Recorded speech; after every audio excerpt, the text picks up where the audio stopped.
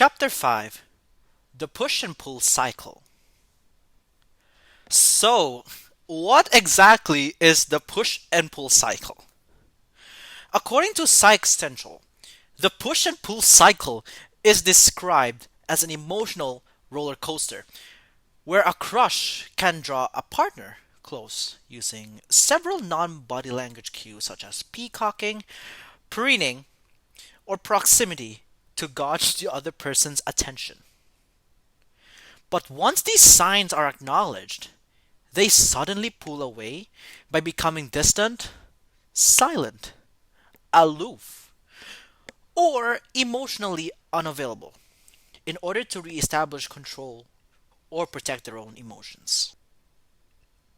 This cycle creates inconsistency and emotional turbulence, which are core elements of a toxic relationship because they disrupt trust, stability, and intimacy. Push and pull relationships are not only romantic, they can also occur in friendships and even family relationships. Oftentimes, people engage in these dynamics because they fear intimacy, vulnerability, rejection, or abandonment. In some cases, insecurity, unresolved trauma, manipulative behavior, ambivalence, or fearful avoidant attachment may also contribute to this cycle. When dealing with a crush or situationship like this, communication and boundaries become extremely important. Sometimes, the healthiest thing you can do is prioritize your own growth. Give each other space and protect your peace instead of forcing connection. Now, let's talk about attachment styles. We have the anxious and the avoidant attachment. An anxious individual in a push pull cycle is someone who compares their own flaws to the other party. Their emotional dependence makes them want to seek reassurance and closeness in order to receive validation and quote unquote feel seen. In a twin flame context, this is known as the runner and chaser dynamic. And an anxious person is often the chaser, as they desire a connection. However, if they pursue their crush for validation, it can overwhelm the other person, which leads to further pushing away. In a situationship like this, chasing someone can reduce perceived value because the pursuit only creates interest rather than the actual person. This distorts a traditional, genuine relationship and forces a mental looping cycle instead. Here's a quote from a case study in the National Library of Medicine. These conflicted perceptions lead anxious individuals to question their worth, worry about losing their partners, and remain vigilant to signs their partners might be pulling away from them. This quote highlights insecurity and disillusionment because the individual slowly detaches from their own life and becomes overly focused on the crush. This can appear through behavior such as digital orbiting, constantly watching for attention, mirroring, or trying to encounter the person repeatedly due to fear of detachment. The word vigilant especially stands out to me because it demonstrates how much emotional attention someone gives to another person. Ironically, chasing often pushes both individuals away. One person away from their purpose, and the other away from intimacy. Then we have the avoidant attachment.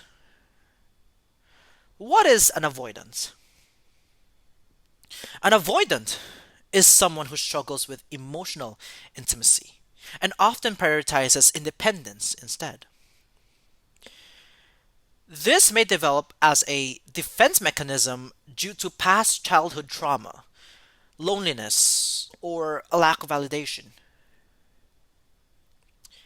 Avoidant individuals may appear self sufficient, but this can lead to emotional detachment or unresponsiveness in certain situations. They may avoid emotional discussions entirely, withdraw from closeness, or deflect serious conversations. In runner and chaser dynamics, the avoidant is often viewed as the runner because intimacy overwhelms them. However, this role can sometimes reverse when the other person stops chasing them. Jeffrey A. Simpson, a PhD and a professor of psychology at the University of Minnesota, stated the following: highly avoidant people have negative views of romantic partners and usually positive, but sometimes brittle self views.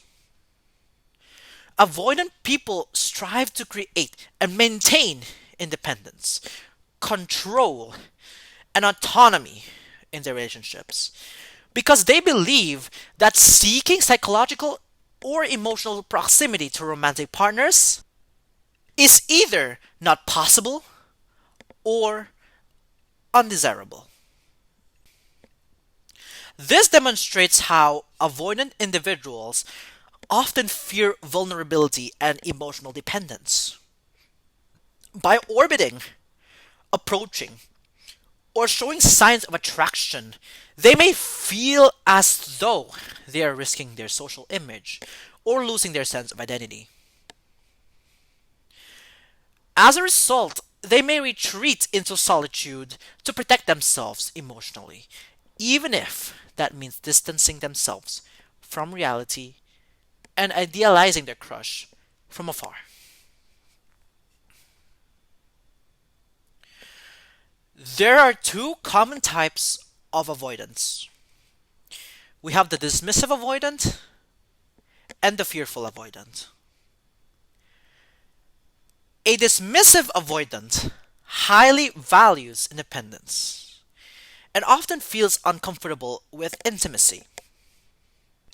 This is more of a traditional approach in most relationships since it originates from their own personality. They are usually slow to open up emotionally and may withdraw consistently during relationships because vulnerability feels unfamiliar or uncomfortable to them.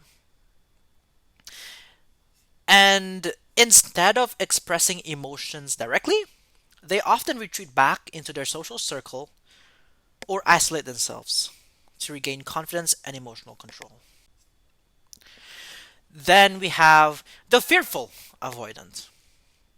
A fearful avoidant craves closeness while simultaneously fearing rejection, abandonment, or emotional pain. And because of this inner conflict, they often display inconsistent behavior, wanting intimacy one moment and distancing themselves the next. This creates strong push and pull patterns because they are trapped between the desire for connection and the fear of vulnerability. In summary, anxious attachment situationships can become emotionally exhausting because individuals begin prioritizing the thrill of the chase rather than the actual relationship itself.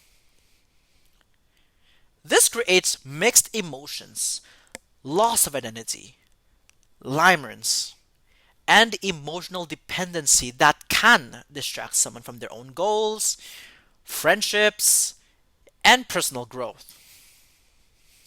At its core, the push and pull cycle traps individuals in a mental loop filled with uncertainty, emotional highs and lows, and endless doubt. So, why wouldn't a crush talk directly to someone? Even if I tried to invite a connection, we often fear rejection and intimacy.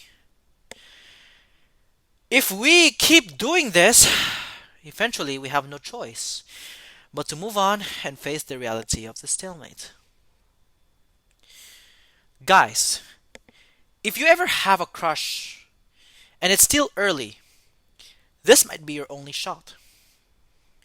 If you want a relationship, prioritize clarity and imperfection over silence. Engaging in a fearful, avoidant attachment is not a joke, and I am tired of being trapped in the cycle of chasing. I'm honestly tired of the games, whether they show interest or not. And sometimes it can feel as if I am being treated like a joke, even if I'm expected to start a conversation because of my own shy behavior. So don't let limerence take over, or it can take several months or even years to overcome.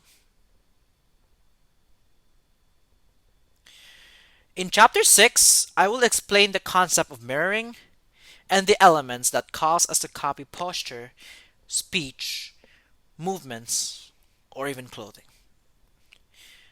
There are only 4 more episodes left before this podcast comes to an end. Thank you.